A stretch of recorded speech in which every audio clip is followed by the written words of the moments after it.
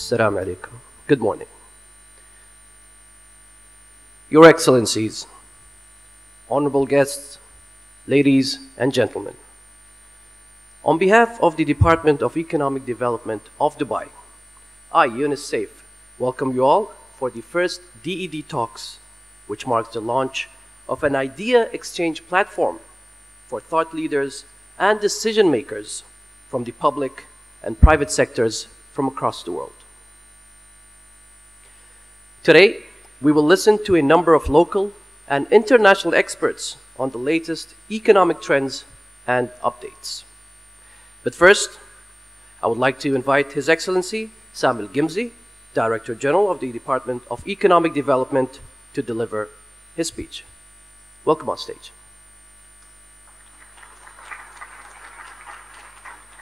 السلام عليكم ورحمة الله وبركاته.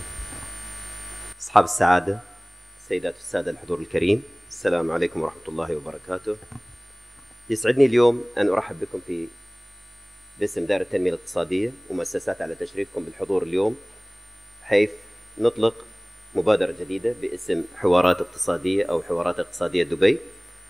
ستعنى هذه المبادرة بطرح المواضيع الحيوية وأهم المستجدات والمؤشرات والتقارير الاقتصادية على جميع الأصعدة لدعم ثقافة الأعمال والاقتصاد المعرفي المستدام عبر منصة تجمع بين نخبة من الخبراء ورواد الأعمال والمستثمرين من مختلف القطاعات والمنظمات والهيئات المعنية بالنمو الاقتصادي ومحركاته. نستضيف اليوم في حوارات اقتصادية وفي دورتها الأولى تدشين كتاب صندوق النقد الدولي تحت عنوان الاستغناء عن النفط، مسار صقور الخليج نحو التنوع الاقتصادي، أو Breaking the Oil Spill, the Gulf Falcon Path to Diversification. ننظم هذا الحدث طبعا في أعقاب دعوة صاحب السمو الشيخ محمد بن راشد آل مكتوم نائب رئيس الدولة رئيس مجلس الوزراء رعاه الله إلى إطلاق المبادرات والبرامج اللازمة لتوجيه اقتصاد الإمارات بمعزل عن إيرادات النفط ووضعه في مسار جديد نحو الاقتصاد المتنوع القائم على المعرفة المستدامة. ويأتي أيضا تدشين الكتاب تجسيدا لإعلان سيدي صاحب السمو الشيخ خليفة بن زايد آل نهيان رئيس الدولة حفظه الله عام 2016 عاما للقراءة، ورؤية سيدي صاحب السمو الشيخ محمد بضرورة تعزيز القراءة كغاية أساسية تؤدي إلى رفع مستوى المعرفة لدعم المجتمع على أرض الدولة. يبدأ كتاب الاستغناء عن النفط بسؤال القراء عن تصور مستقبل لم يعد فيه النفط مصدر رئيسي للطاقة، ويكشف الكتاب التجارب التي حفزت الشركات إلى تطوير الصناعات التحويلية والتكنولوجيا والتوجه نحو التصدير، والأهم من ذلك خطوات تحقيق النمو القياسي والتنويع الاقتصادي الحقيقي ودور الدول في تحقيق هذا التنوع. ويسرد الكتاب عدد من الدروس والتجارب التي من شأنها مساعدة دول الخليج والدول الأخرى المصدرة للنفط على دعم مسار التنوع الاقتصادي. حضورنا الكريم، قبل أكثر من 3 عقود وضعت القيادة الرشيدة استراتيجية التنويع الاقتصادي بعيدا عن قطاع النفط والغاز الذي كان يساهم في أوائل الثمانينات بما يقرب من 55% من الناتج المحلي الإجمالي لإمارة دبي. واعتمدت القيادة على التنوع الاقتصادي والتنمية الاقتصادية المستدامة الهادفة إلى تطوير مختلف القطاعات الاقتصادية دون التركيز على قطاع معين. وبناء على ذلك أطلقت حكومة دبي مجموعة من المبادرات والمشاريع العمرانية لتطوير البنية التحتية في الإمارة من الطرق والموانئ والمراكز التجارية والمؤسسات التعليمية والمرافق الطبية. ودعمت هذه المشاريع ببرامج اقتصادية ونظم حوكمة عصرية وببيئة تنظيمية محفزة للاستثمار ضمن واحد من أهم الاقتصادات المفتوحة في العالم. ونجحت هذه الاستراتيجية إلى حد بعيد، حيث يساهم النفط اليوم بأقل من 2% من الناتج المحلي لإمارة دبي، في حين أن قطاعات التجارة والعقار والخدمات اللوجستية والمالية تشكل اليوم ركائز اقتصاد الإمارة. وتشير الإحصائيات الأخيرة للناتج المحلي لإمارة دبي على الانتقال النوعي والكمي إلى اقتصاد التنوع الإنتاجي في شتى المجالات وفي فترة وجيزة من حيث السرعة ووتيرة الإنجاز أو سرعة وتيرة الإنجاز. فقد وصل قطاع التجزئة والجملة وخدمات الإصلاح إلى مقدمة القطاعات، حيث ساهم بنسبة 29% من الناتج المحلي للإمارة العام الماضي، أي ما قيمته 107 مليار درهم، ونتوقع أن ترتفع هذه المساهمة إلى 140 مليار درهم في 2021، مدعومة طبعا بخطة دبي الاستراتيجية 2021 بالإضافة إلى استضافة دبي لمعرض إكسبو العالمي في 2020. وحل القطاع العقاري وخدمات الأعمال في المركز الثاني، حيث ساهم بما قيمته 55 مليار في الناتج المحلي الإجمالي لدبي، أي ما نسبته 15%، على أن تصل مساهمة القطاع إلى 62 مليار درهم في عام 2021.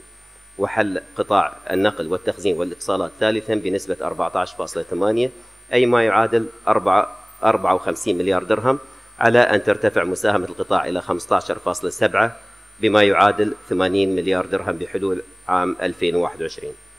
أما قطاع الصناعات التحويلية فساهم بنسبة 11.2%، ومن المتوقع أن تسجل مساهمة هذا القطاع بحلول 2021 ما نسبته 12.8.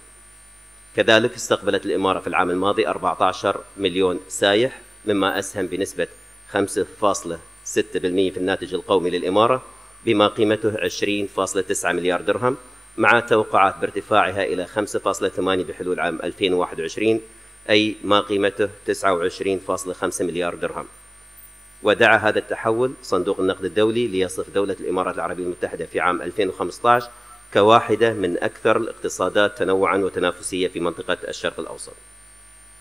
حضورنا الكريم، دبي ولن تتوقف عند هذه الإنجازات، فقد اتخذ صاحب السمو الشيخ محمد بن راشد آل مكتوم قراراً استراتيجياً بتحويل دبي إلى أذكى مدينة في العالم، وقد استعد الجميع لتحقيق هذا التغيير، وجعل دبي لتصبح رائدة في الاقتصاد المعرفي في منطقة الخليج العربي، وتتمثل مهمتنا في تحقيق هذه الرسالة بحلول عام 2017.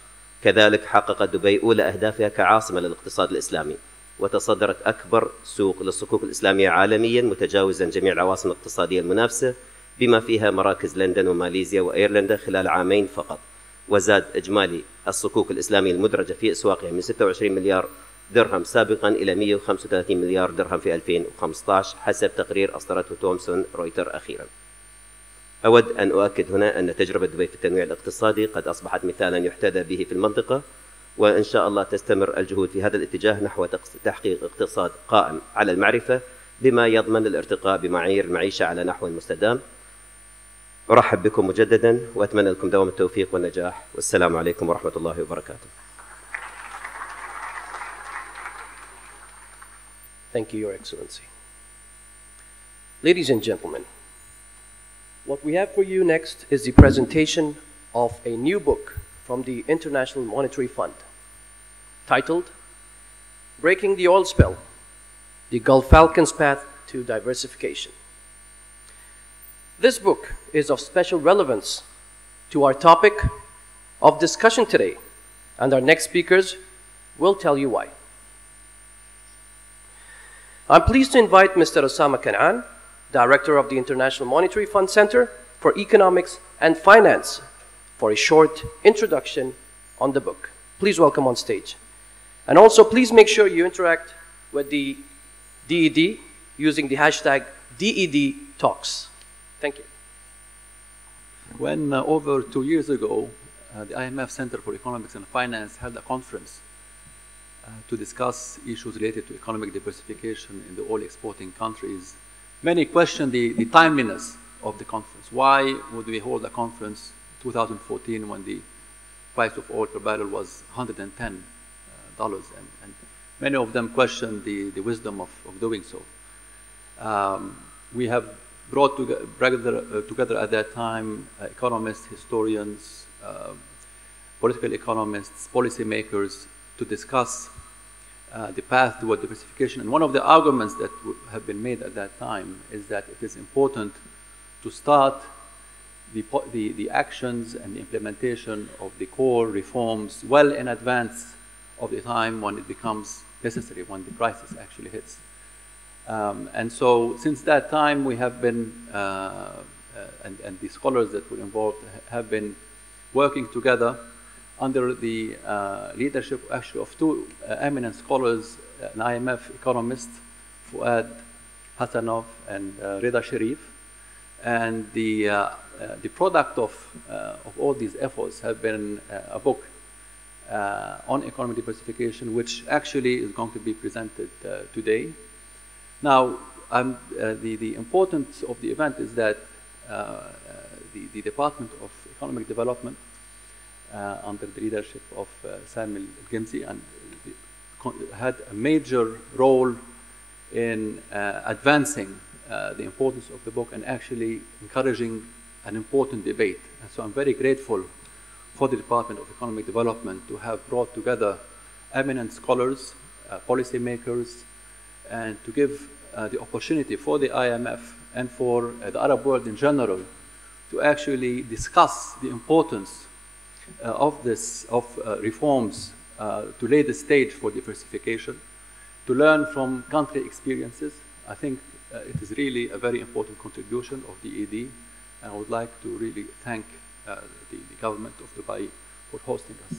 So I would like now to present my two colleagues, Rida Sharif and Fuad Hassanov, and they will make an overview, present an overview of the main results of the book, which brings together the main findings of these scholars over the past 2 years. So I would like to introduce my two colleagues, please.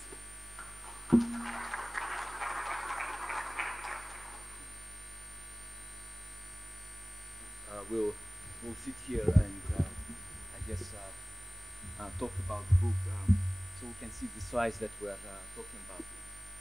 Thank you very much, Salma. Thank you very much for everyone to come here for this interesting, hopefully interesting event. And we were grateful for the Department of Economic Development for hosting us, and we'll hope to make it exciting for you guys. So without further ado, when we did this event 2 years ago, we had actually to make a huge case for the diversification. Not that diversification was an issue, new issue of the day. Many countries, including the Gulf countries, have been working on diversification issues since the 70s. But it wasn't on the top of the agenda, as it is now. So 2 years ago, when we had to do this conference in Kuwait, and actually that's why we have the picture of Kuwait on the cover of the book. So it was sponsored by the CEF in Kuwait, and it was done together with the Minister of Finance of Kuwait. It was not on the top of the agenda. We had to make a huge case why it's important. So today I don't have to talk much about why it's important, but I'll give you a couple of important points. So the first slide, it talks about, well, the current decline in oil price, which is quite drastic and dramatic from its highs in 2014. If it's persistent and it stays as it was in the past, in the 80s and 90s for about 25 years, it was pretty low and pretty persistent. You can see there, so you have two graphs, two lines. One is the oil price and one is the real consumption per capita in purchasing power parity terms. It's roughly a measure of welfare of some average oil exporters. So this is average across many oil exporters. You can see huge decline in consumption per capita, roughly 20% drop. That's a huge drop in welfare. As oil prices fell in the early 80s and stayed low throughout the 90s, early 2000s, and as the oil price started recovering in the early 2000s, mid-2000s, the consumption per capita started increasing as well. And now we have another drop in oil price, and this kind of brings back this specter of what if this drop is also persistent and it stays like that, and it implies huge drops in welfare. Now, this picture actually shows something else, in a way that even if we think that the oil price were to go up, even if we think that in the next 2-3 years the oil prices rise, this picture tells you that it's still not sufficient. There should be something else. GDP per worker or GDP per capita in PPP terms, this is coming from the data are coming from the Penwall tables, old database, but the new one gives you pretty much the same picture. You can see huge drops in from the highs of 70s when oil prices were high. GDP per worker per capita fell over time in the past 40 years for many GCC countries, but not only the GCC countries, but other oil exporters as well, especially if you look at in relative to the US GDP per worker. So relative income decline was there for many countries. Drastic one is actually Kuwait. You can see it's dropping quite substantially. The absolute numbers, the chart shows you in absolute terms. The absolute numbers are still pretty high. Real GDP per capita is pretty high in many Gulf countries. But in relative terms, relative to the US, it has been losing ground for many oil exporters, including the Gulf countries. So the question is, over long periods of time, to change the current model is actually important. Even if oil prices were to rise, something needs to be done. So that's what we argue in the book. So the current model, you can see 80s, 90s, 2000, huge reliance on oil exports. More than 50, 60, 70% of oil exports, of total exports are oil exports. And we put some other countries there, Malaysia, Mexico, Indonesia, that used to export a lot of oil in the 80s especially, and their oil exports fell over time, and they managed to move to something else. So we kind of use these three countries as some relative success cases for oil exporters per se. In the book, we also talk about other countries that managed to develop quite drastically from basically being poor countries in the 50s, 60s to top advanced countries today. We'll talk about Korea, Singapore, and we'll talk about some cases, success cases in Brazil, which are pinpointed cases. Now, in terms of GCC, the oil money was used relatively well because there was huge increases in standards of living, human development indices. I mean, this is just one picture talking about showing you the GCC life expectancy really increased for most of the countries, for all of the countries. And if you look at other indicators, education and so on, so there was huge increases as oil money flowed in. So there were huge improvements. One thing that we haven't seen, though, the export sophistication. And there are different ways to look at this indicator, just a measure of how sophisticated exports are. You can see Malaysia and Mexico, even Indonesia managed to increase over time, but many oil exporters in the Gulf and some other oil exporters in Latin America and Africa didn't see much of the change in export sophistication. So, as I mentioned earlier, many countries tried to diversify, but diversification went mostly into what we can say competitive advantage industries around oil, so petrochems, metal industries. But these industries didn't have much linkages to the rest of the economy. They were also focused on services to move to diversify basically the output structure, and there was successes in that. As Mr. Sami was talking about earlier, tourism, logistics, finance is actually quite developed, especially in the Emirates, so that was quite successful. Our argument is that it may not be sufficient for the next stage. Over long periods of time may not be sufficient for sustained growth. And recently, in the past several years, there were many attempts at creating clusters, technology parks, different zones to develop manufacturing, but we still have to see how this pans out. So this is still ongoing, and perhaps this could be a good way to maybe jumpstart this type of activities. So now, our argument in the book is that usual advice that many organizations give, including the IMF, it's about improving business environment, creating enabling environment for private sector growth, for human capital improvement, and also improvement in physical capital, doing business competitiveness indicators. We argue that this is good, but this is not sufficient. That's not enough. Something else is needed. And what we want to argue is that this something else is about how the state intervenes. So I'll give you some of the examples here that we have. Most of this standard advice tackles what is known in economic literature as government failures.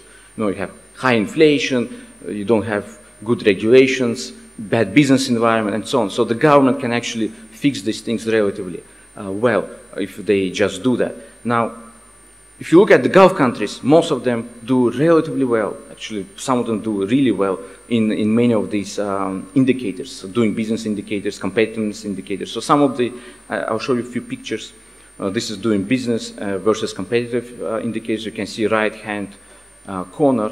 That's where most of the countries are, advanced countries are, and you see also the Gulf countries in the same range. You look at, for example, quality of infrastructure. Most Gulf countries doing really well in terms of infrastructure and compared to its GDP per capita or level of development. You can see it's pretty well in that phase too. Looking at monopoly-related indicators, so you can see the Emirates are actually quite well positioned. They're much lower than actually many other countries that we put there for comparison purposes. Norway, including even Norway. So these indicators are actually pretty good for many Gulf countries.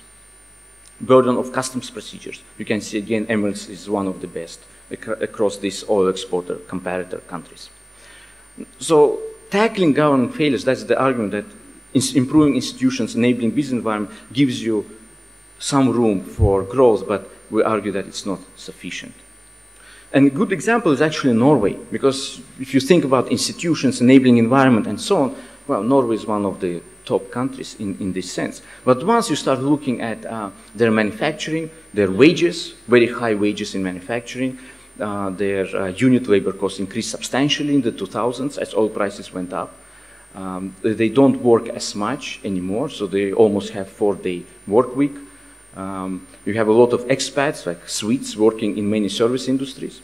So in a way, Norway started falling prey to the Dutch disease. So that's basically the main argument, kind of main idea of economic term of crowding out of the manufacturing sector as oil starts displacing this important tradable industry.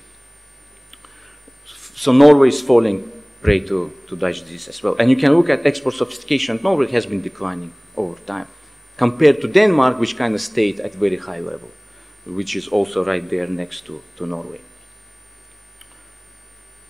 So what is our, kind of to sum up what I've been talking about, high scores in infrastructure, doing business, competitiveness in many GCC countries is much better than in other oil exporters. Even the oil exporters like Malaysia and Mexico that managed to diversify. Norway couldn't escape the Dutch disease, despite being high on all these measures. So the question is, you don't have any government failures pretty much in Norway, but then we don't see much development of manufacturing and so on. It actually, they started losing that because of very high wages and so on, real exchange rate appreciation, basically. So what we see in many oil exporters is, especially in the Gulf, firms actually choose to go into non-tradable sectors, services, construction, rather than going to tradable manufacturing, because this is the risk-return trade-off is actually not favorable. So if you leave the private sector on its own, you don't see private sector going into the industries that the state or the country in general would want to happen, especially over long periods of time, because you don't get these types of industries that are conducive to productivity gains. And as I showed you in the picture before on GDP per worker, we didn't see much of the productivity gains in many oil exporters. So many private sector firms don't go into that industry, into the tradable sectors, manufacturing. This is basically known as market failures. Over long periods of time, we want to have firms go into these industries because you get a lot of spillovers, productivity gains, and if firms don't choose to go there, it results over long periods of time in much lower productivity gains, and also, as a result, much lower growth. So this type of failures known as market failures. Left to the market, we don't see firms moving into these sectors. So what we argue in the book is that what we need is the leading hand of the state, kind of paraphrasing on Adam Smith's invisible hand or Albert Hirschman's hiding hand. So this is the leading hand of the state to move, help, encourage, intervene so that firms move toward the tradable sectors that have high productivity gains and spillovers. And I want to show you one important, couple of important pictures to kind of drive home the idea that it's really about exports. If you look at non-oil GDP or oil GDP as the structure, total GDP structure, for example, here on the chart you see Bahrain versus Singapore. The structure of these two economies is not very much different from each other. You have a little bit more construction in Bahrain than in Singapore. But overall, the service sector is a little bit bigger in Bahrain than in Singapore. But the rest is not many differences. So just looking at output structure, looking at non-oil GDP growth, we argue it could be quite misleading. You can generate relatively high growth, but over time, your productivity, total factor productivity, GDP per worker, can stagnate or fall. And actually, if you look at the exports in these two countries, then you see huge differences. Singapore, much more diversified. Most of the exports are machinery, transport equipment, manufacturing, which are conducive to these high productivity gains. And you look at Singapore, it's mostly, you look at Bahrain, it's mostly oil. And the part of manufacturing that you see in the output structure, it's mostly really aluminum and other types of metals or chemicals, petrochemicals. So the breakdown of exports actually tells you quite a lot in terms of what the tradable industries are. And most of the productivity gains usually happen in the tradable industries, like manufacturing. And this will spill over to the rest of the economy. So what I'm going to do this, I'm going to leave the kind of sum up of the important elements and policies that different chapters of the book bring together. Rida will give you a nice sum up of these elements. Thank you. Thank you very much. I would like first to, of course, thank the Department of Economic Development for creating this platform and giving us the honor of giving this first DED talk. So let me go straight to the point. So what are the patterns we saw in the book when we studied all these countries? Some of them were successful at diversification, some were less. So I'll just show you the kind of the four main elements of that describe, let's say, how to create a dynamic export sector. The first one is export orientation versus import substitution. This is actually very important. What we noticed is that the countries that succeeded had a very strong emphasis on exports, right? What we noticed is that many countries actually tried to intervene to create industrial sector, machinery, manufacturing, but actually failed, right? Many people would tell you, look, industrial policy was tried and actually failed. An interesting example is actually Algeria and Korea, right? If you look at their policies, they looked pretty much the same in terms of indicators. But one main difference between the two was that Korea was export-oriented, while Algeria was using an import, let's say, import substitution. I guess I lost the slides, yes. Yeah, so that's very important. Why is it important? Because when you have an export-oriented strategy, what you do is that you force firms to pay attention to market signal. You force firms to compete on international markets. You force them to innovate and actually be more and more productive. The other alternative is basically not to be export-oriented, right? So you don't have to try import substitution to create industries, but that's also has its shortcomings. What happened is that the countries that didn't try to create these export industries end up with mostly non-tradable sector. So you can be diversified on the surface, but if it's mostly non-tradable sector, as Fuad mentioned, the issue is that it's not as conducive to productivity gains. The second element or pattern we observed is that most countries that succeeded emphasized domestic capabilities, right? So basically these countries, since the beginning, were trying to create local firms or domestic firms that were actually producing, right? Instead of either relying on multinationals, right? So FDI would come and they produce in your country, or the alternative is what we call portfolio diversification. So the second chapter of the book is written by Professor Henry, and he studies basically the cases of petrochem industries. Most oil exporters, if not all, try to diversify right into petrochemicals, which makes sense, right? They already have oil and gas. Actually, they were relatively successful. It's commercially viable. Now, the issue is that this is pretty different than, say, the strategy of Norway, which succeeded by creating a huge service sector around its oil industry, right? Norway is one of the best countries to produce platforms, right? Submarine technology, geological survey. So it's a huge sector employing highly, capable engineers and actually generating huge incomes. Now, we went back to what was done in Norway in the 70s. The thing is that Norway didn't come, I'd say,